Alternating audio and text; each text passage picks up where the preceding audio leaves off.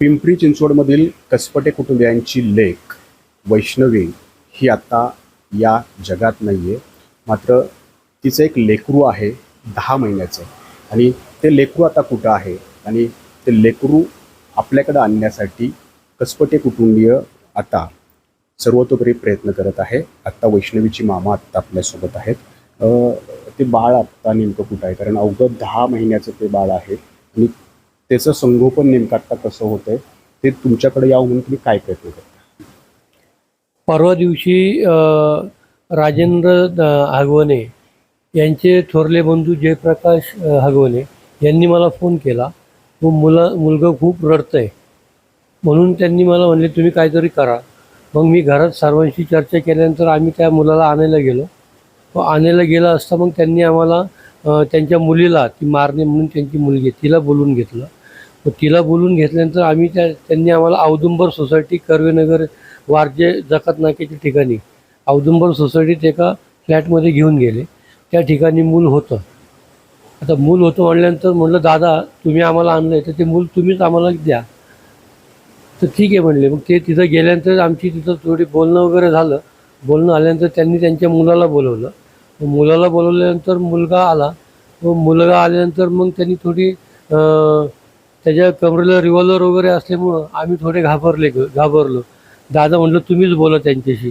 मग दादा त्यांच्याशी बोलले. तर म्हटलं फोन दादा बिदा घराच्या बाहेर व्हा, तुम्ही पहिले घराच्या बाहेर व्हा, तुम्हाला इथं काहीच अधिकार नाही आहे माझ्या घरात येऊन मूल मागायचा. ते म्हटलं अरे मी त्या मुलाचा आजोबा आहे. काय मी दादा आहे? ते म्हटले मी आजोबा बिजोबा काही जाणत नाही, तू पहिला घराच्या बाहेर हो.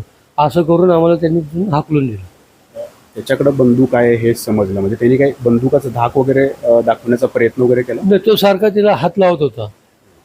तो तिचा हात लावत होता. हात लावत असल्यामुळे आम्हाला वाटलं, आम्ही थोडं व्हायबल झालो का ह्या क्षेत्रात आम्ही हे नाही आहे, ह्या गोष्टी आम्हाला नवीन होत्या, त्यामुळे आम्ही घाबरलो. खरं तर हे लेकरू खूप छोटंसं आहे आणि त्याचं संगोपन आता होणं खूप गरजेचं आहे. आणि वैष्णवीचे आई वडीलच त्याचं संगोपन अतिशय योग्यरित्या करू शकतात. त्यामुळं ते बाळ इथं येणं गरजेचं आहे. तर ते बाळ मिळवण्यासाठी आता काय आपण प्रक्रिया राबवतो? मी पोलिसांशी बोललो.